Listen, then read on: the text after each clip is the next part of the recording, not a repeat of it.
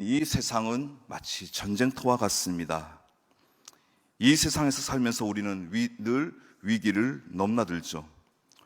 오늘 본문 말씀처럼 때론 고난도 당하고 때론 병이 날 때도 있습니다. 아픔을 당할 때도 있습니다. 삶이 참으로 만만치 않지요. 하나님께서 우리에게 아주 멋진 에덴이라는 낙원을 허락하셨지만 우리의 범죄로 인하여서 우리 인류는 에덴에서 쫓겨나 광야 같은 이 세상에서 살게 되었습니다. 하지만 주님께서는 광야는 우리가 영원히 거하는 장소가 아니라고 말씀하셨습니다. 광야는 반드시 지나가야 되는 곳이지 우리가 거주하는 장소가 아닌 것입니다. 특별히 우리가 이 광야를 지날 때 하나님께서는 우리에게 아주 훌륭한, 아주 좋은 내비게이션 또는 나침판을 선물해 주셨습니다. 그 내비게이션, 나침판이 뭐냐? 바로 이 하나님의 말씀인 거죠.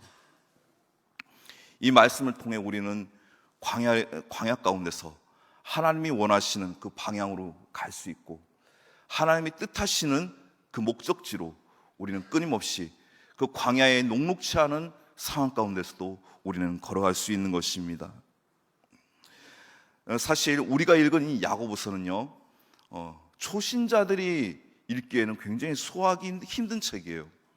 어느 정도 좀 믿음 생활을 오래 하시고 그 오래 하신 그 성도분들이 한층 더 넘어서는 자의 삶을 살아가기 위해서 굉장히 도움이 많이 되지만, 초신자가 읽기에는 도저히 이해가 안 되네, 이런 내용들이 굉장히 많이 있습니다. 한번 좀 살펴볼까요? 그 야고보서 1장 12절 말씀을 한번 보면 이런 말씀이 나와 있습니다. 우리 야고보서 1장 12절 말씀을 함께 보겠습니다. 시험을 참는 자는 복이 있나니 이는 시련을 견디어낸 자가 주께서 자기를 사랑하는 자들에게 약속하신 생명의 면류관을 얻을 것이기 때문이라. 아멘. 자, 여기에서 이해하기 어려운 대목이 뭐냐면, 시험을 참는 자가 복이 있다고 했습니다.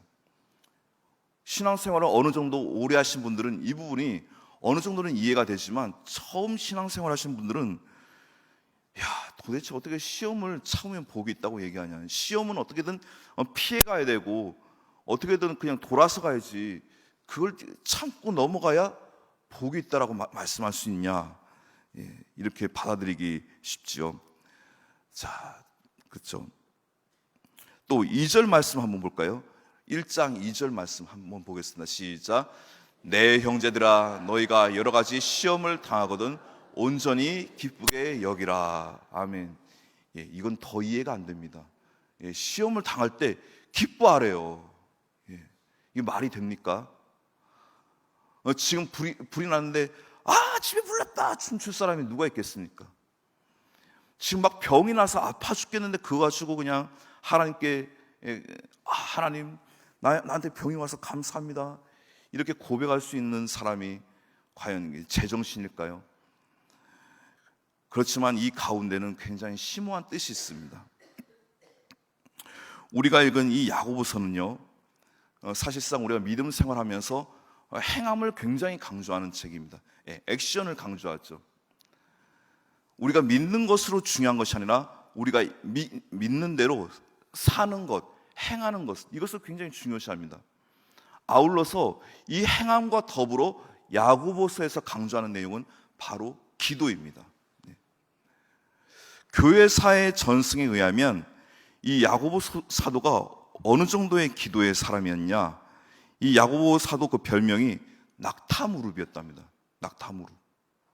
여러분들 그 낙타무릎 한번 보셨나요? 뭐 성지순례를 가시던 아니면 이제 동물원에 가셔서 낙타가 이렇게 딱 꿇어 앉았을 때 그 무릎을 한번 보셨나요? 이 관절이 딱 튀어나와가지고 굉장히 그 보기가 흉하잖아요. 야고보 사도가 얼마나 무릎을 꿇고 기도를 했으면 그 무릎이 완전 낙타 무릎처럼 관절이 탁 튀어나오고 굳어버렸다고 했습니다. 그 정도로 야고보 사도는 기도의 사람이었습니다. 야고보서 전체를 보면 1장부터 기도의 위력을 강조하고 있습니다. 험하고 어려운 세상에서 살아가지만 기도를 배우면 넉넉히 승리할 수 있다는 그 말씀을 야고보서에서 말씀하고 있는 것이죠. 자, 이제 5절 말씀을 함께 보겠습니다. 1장 5절 말씀 함께 볼까요? 너희 중에 누구든지 지혜가 부족하거든 모든 사람에게 후히 주시고 꾸짖지 아니하시는 하나님께 구하라. 그리하면 주시리라. 아멘. 1장의 5절부터 벌써 기도에 대해서 강조를 하고 있죠. 기도에 대해서 강조하고 있습니다. 이 야고보서를 통해서 우리가 야고보서를 깊이 읽다 보면은 군데군데 기도에 대해서 얼마나 야고보 사도가 강조하고 있는지 우리가 알 수 있습니다. 특별히 오늘 본문에서는 이 기도에 대해서 야고보 사도가 강조하기 위해서 구약에서 한 사람을 데리고 옵니다. 누구죠? 엘리야죠. 엘리야라는 구약의 아주 유능한 선지자, 탁월한 선지자를 이렇게 탁 소환을 해오는데요. 야고보는 이 엘리야를 구약의 대표적인 기도의 사람으로 표현하고 있습니다. 그를 기도의 모델로 지목하고 있습니다. 그러면서 그 엘리야의 모습을 통해 우리에게 진정한 기도의 모습을 가르쳐주고 있습니다.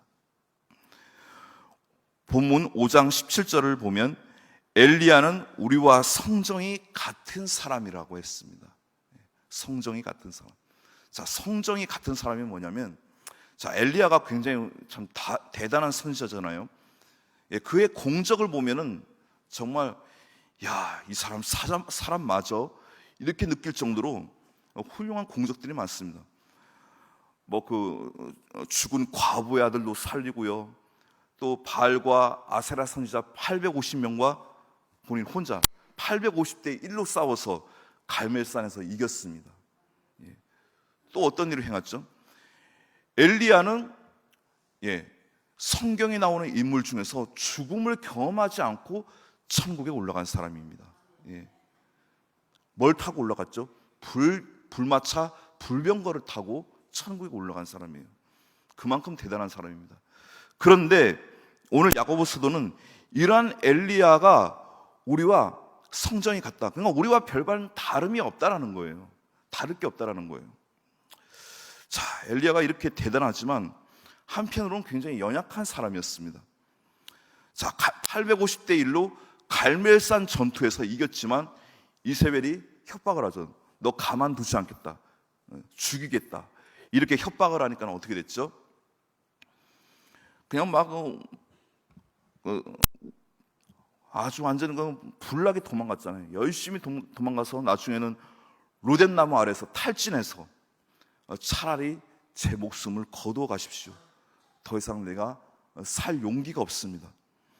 이렇게 아주 어제와는 다른 그런 연약한 모습을 보인 사람이 또한 엘리야였습니다. 사실 우리 성도님들도 그렇고 저희 목회자들도 그렇고 똑같은 사람입니다. 우리 성도님들 이제 살면서 여러 가지 기도 제목들 있잖아요. 정말 어떤 질병의 문제, 경제의 문제, 가정의 여러 가지 문제들 때문에 우리 목회자들한테 이렇게 기도 부탁하고 기도 받잖아요. 그럼 반대로 저희 같은 목회자들은 이렇게 성도님들한테 기도받고 싶은 마음이 있을까요, 없을까요? 있다라고 생각하세요? 맞습니다. 최근에 제가 그 마음을 아주 절실히 느꼈습니다. 아시는 분들은 아시겠지만 이제 새생명 축제 한 4일 앞두고 갑자기 어깨에 이렇게 심한 통증이 오기 시작하는 거예요. 어깨하고 팔 쪽에 이게 심한 통증이 막 오면서 밤에 잠을 못 자겠어요. 계속 그냥 끙끙거리니까 우리 집사람도 당신 갑자기 왜 그러냐. 우리 집사람까지 잠을 못 자요. 계속 아프고 힘들어하니까. 그러게 왜 이렇게 아프지? 거의 일주일 내내 그냥 그 고통 때문에 너무너무 힘든 거예요. 그때 이제 드는 생각이 너무 힘드니까 저도 그런 마음이 드는 거 있죠. 위로받고 싶고 격려받고 싶고 또 우리 성도님들이 그 목회자들한테 이렇게 안수비 기도받는 것처럼 저도 기도받고 싶고, 그런 마음이 오더라고요. 자, 오늘 본문 말씀에도 그런 말씀이 있잖아요. 14절 말씀에 너희 중에 병든 자가 있느냐? 그는 교회의 장로를 청하여 기도할, 주의 이름으로 기름을 바르고 그를 위하여 기도할지니라. 우리가 정말 병이 들었을 때는 교회 장로님들 또 목회자들을 통해서 기도를 받는 것 너무나 중요합니다.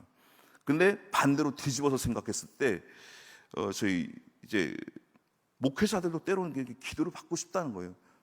어려움이, 성도님들이 당하는 그런 고난과 어려움이 똑같이 찾아오는 거예요.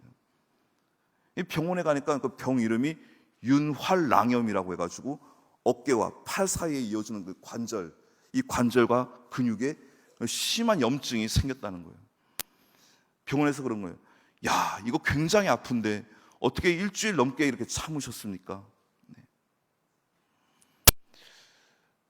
근데 참으로 신기한 것은 그렇게 아프니까 처음에는 내 아픔 때문에 막 힘들어서 고통스러웠는데 점점 시간이 지나면서 하나님께서 어떤 고통을 보게 하시느냐?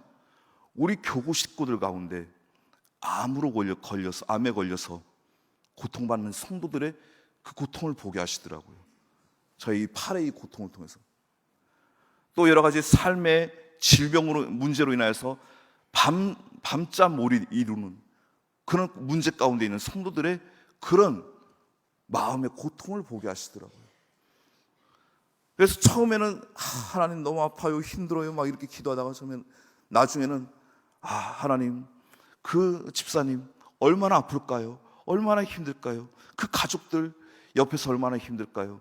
주님 위로하시고 그들을 붙들어 주시옵소서. 이런 기도로 바뀌는 거예요. 그 때로는 하나님께서 그 문제를 통해, 그 고난을 통해 정말 하나님께서 한층 더 넘어서는 자의 삶을 살기를 우리에게 요구하신다는 사실을 우리는 기억해야 될 줄 믿습니다. 성경에 나오는 인물들이 엘리야뿐만 아니라 다 어떻게 보면은 저와 여러분이나 별반 다를 게 없습니다. 자, 노아 어떻습니까? 정말 수많은 사람들이 정말 하나님의 그 계시를 무시하고 죄에 빠질 때 노아는 정말 그 위기의 시대 가운데 하나님의 음성을 듣고 방주를 만들었지 않습니까? 그래서 인류를 구원했습니다. 그랬던 노아도 나중에 어떻게 됐죠? 막 포도주에 취해가지고 막 옷을 벗고 다니고 막 온갖 추태를 다 부렸잖아요. 기드온 어떤 사람이었습니까? 참 아주 탁월한 사서였지만 그도 처음에 하나님께 부름받았을 때 굉장히 소심한 사람이었어요.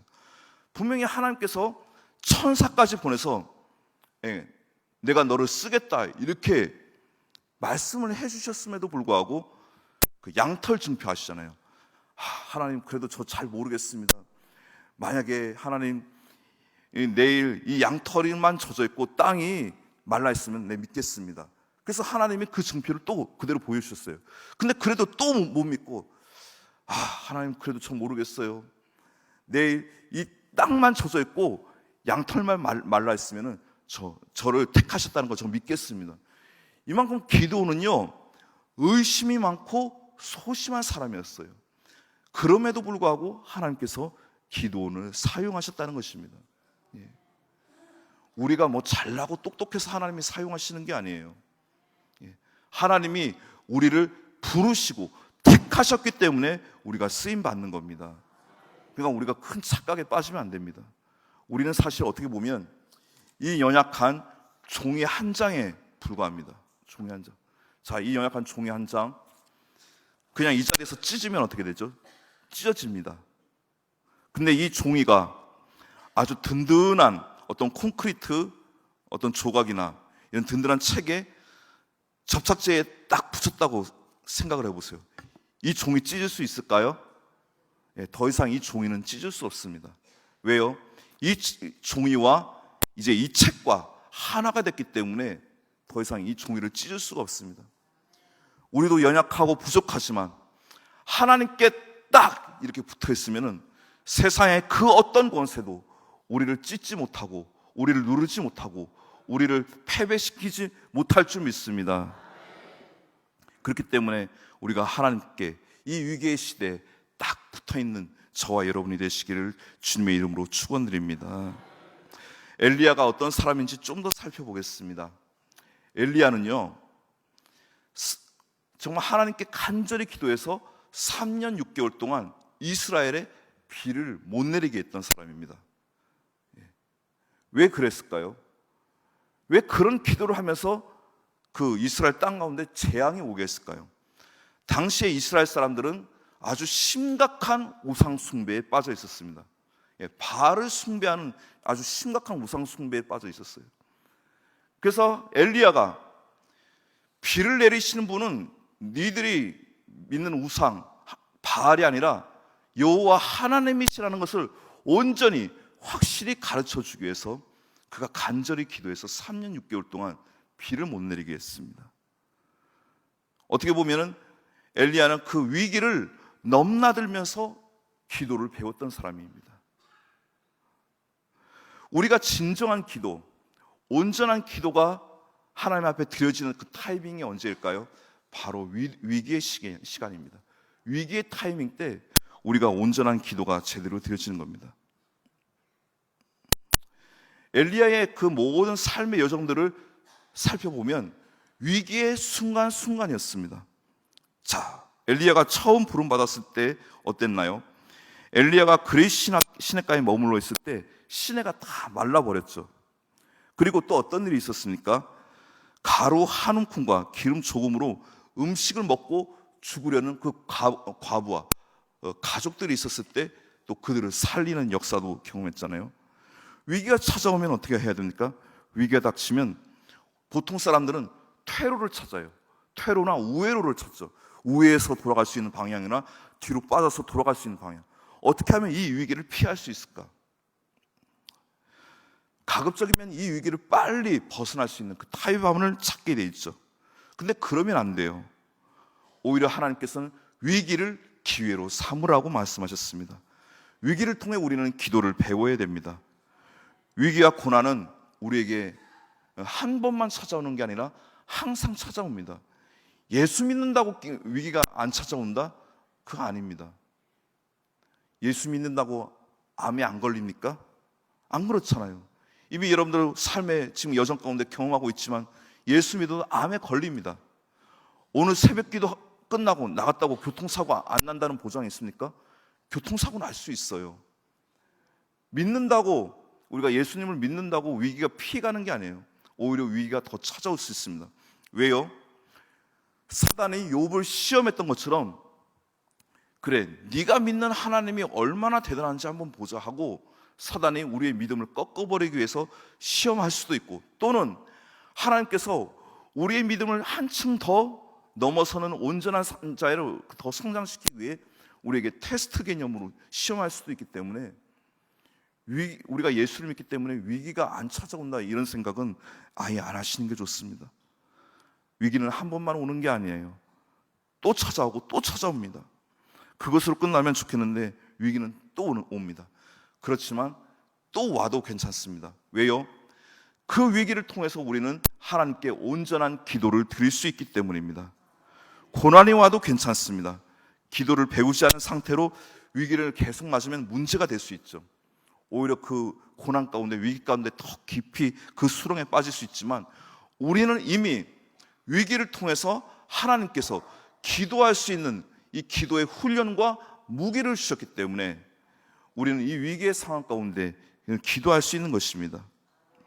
위기와 고난이 오고 시련이 찾아왔을 때 우리는 기도라는 무기를 갖고 있으면 이 힘들고 어려운 광야의 여정을 통과할 수 있습니다.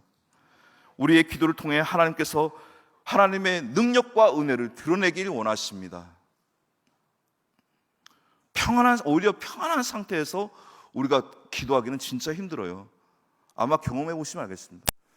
지금 가정도 평안해, 사업도 잘 돼, 몸도 건강해, 부족할 게 아무것도 없어요. 이런 상태에서 이 새벽을 깨우는 게 어디 쉬울까요? 오히려 쉽지 않습니다. 근데 지금 당장 발등에 떨어지는 아주 큰 문제가 생겼습니다. 집안의 식구들 중에 누가 아파요? 당장 내일 모레 지금 사업이 부도나게 생겼어요. 이런 상황 가운데서 이 새벽을 깨우고 기도의 자리에 나온다. 이거는 훨씬 더 쉽습니다. 오히려 하나님께서는 그 위기의 순간을 통해, 위기의 과정을 통해 우리를 기도의 자리에 나오게 만드십니다. 엘리야가 그렇게 만들어진 선지자입니다. 위기의 시대 때 올바른 기도를 통해 하나님께 제대로 쓰임받은 선지자, 그 사람이 바로 엘리야인 것입니다. 우리는 위기를 느껴야 됩니다. 위기를 느껴야만 제대로 하나님 앞에 기도할 수 있어요. 이미 우리는 매일 이 새벽에 우리 담임 목사님의 그 예레미야 강해를 통해 이 나라의 위기, 우리 한국교회의 위기, 전반적인 위기를 이미 깨닫게 하셨습니다. 우리에게 이 위기를 깨닫게 하셨다는 의미가 무엇입니까? 우리를 기도의 자리로 불렀다는 의미입니다.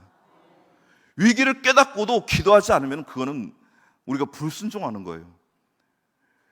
위기를 깨닫게 하고 그 위기를 위해서 하나님은 이제 기도하길 원하십니다. 특별히 6월달은 무슨 달이죠? 호국 보훈의 달입니다. 나라와 민족을 위해서 더 많이 기도해야 될 때입니다. 지금 우리나라 현실을 한번 보십시오. 안보도 그렇고 외교도 그렇고 경제도 그렇고 교육도 그렇고 뭐 하나 지금 제대로 돌아가는 게 아무것도 없잖아요. 기도 없이는 정말 버티기 힘든 사면 초과의 상황에 있는 게 지금 우리나라의 이 현실적인 문제입니다.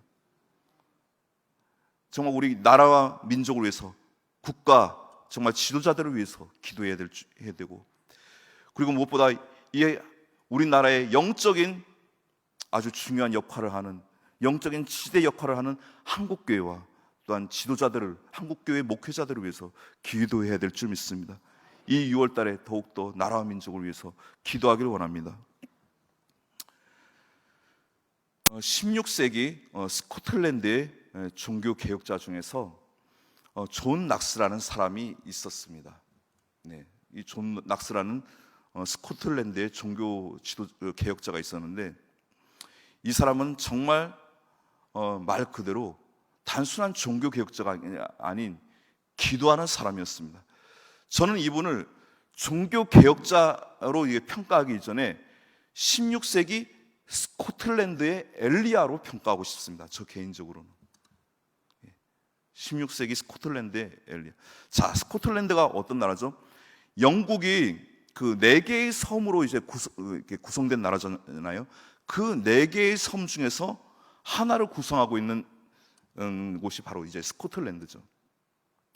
자, 이 존 낙스는 당시 스코틀랜드의 온갖 부패와 타락의 극치에 달한 그 로마 카톨릭에 대해서 강력한 개혁을 촉구했습니다.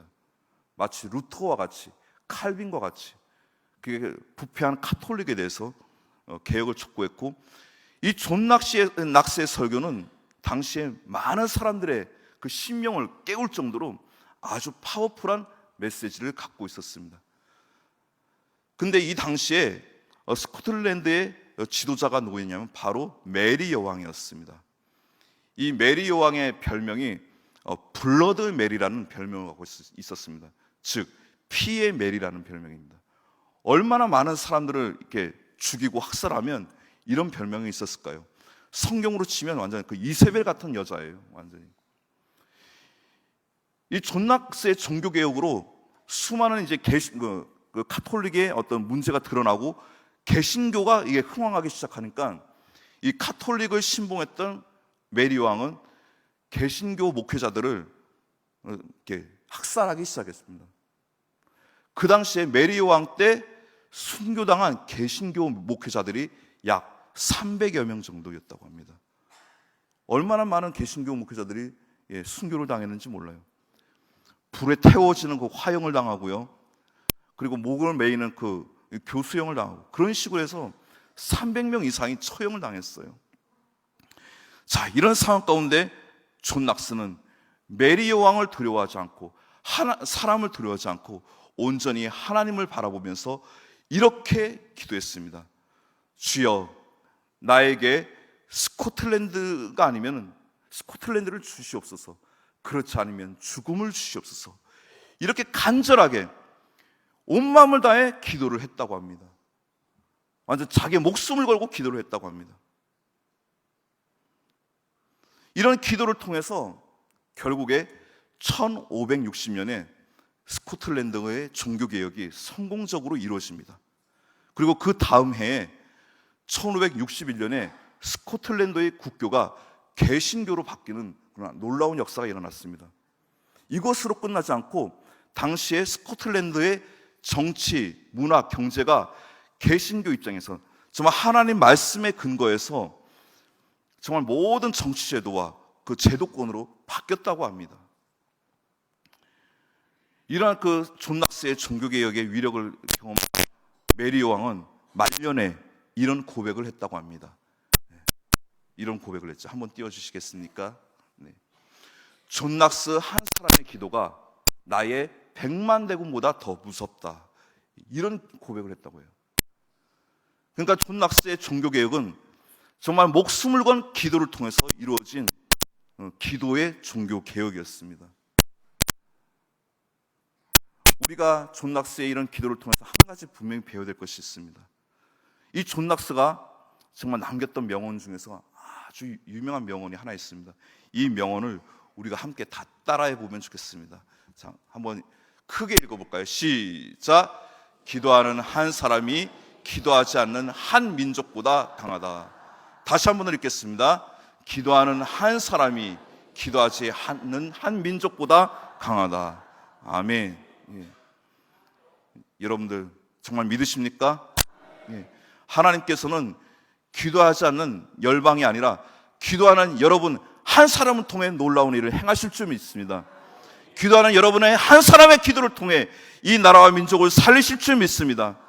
기도하는 여러분의 한 사람을 통해 하나님께서는 우리 한국교회와 목회자들을 깨워주실 줄 믿습니다. 기도하는 한 사람을 통해, 한 사람의 여러분을 통해서 하나님께서는 정말 북한을 속히 변화시켜 주실 줄 믿습니다. 이 6월달에 우리가 더욱더 이 말씀을 의지해서 기도하기를 원합니다. 이 시간 우리 함께 기도했으면 좋겠습니다. 주님, 우리나라 민족을 긍휼히 여겨 주시옵소서. 주님께서는 정말 존 낙스라는 한 사람을 통해 기도하지 않는 한 민족보다 기도하는 한 영혼에 더 강하다라고 말씀하셨는데, 이 말씀에 의지하여 우리가 오늘 이 새벽에 우리가 기도하는 한 사람으로 주님 앞에 나가겠습니다. 나라를 위해서 나가겠습니다. 북한을 위해 나가겠습니다. 아버지, 정말 우리 지체들 가운데 여러 가지 병마와 수많은 문제로 고통하는 이들을 위해서 나가겠습니다. 주님, 나를 기도하는 한 사람의 도구로 사용하여 주시옵소서. 엘리야와 같이, 존 낙스와 같이 위기의 때 기도를 통해 문제를 넘어서는 자의 삶을 사는 우리 모두가 되게 도와주시옵소서. 나라와 민족을 위해서 기도해 주시고, 특별히 한국교회와 목회자들을 위해서 기도해 주시고, 특별히 우리 시냇가 푸른나무 교회 우리 담임 목사님이신 신용백 담임 목사님과 또 우리 교역자들과 직원들을 위해서 기도해 주시기 바랍니다. 또 교회를 곳곳에서 섬기시는 우리 장로님, 권사님, 안수집사님, 향전 직분자들을 위해서도 기도해 주시기 바랍니다. 이 시간 다 같이 우리 주여 세 번 부르시고 힘차게 기도드리겠습니다. 주여, 주여.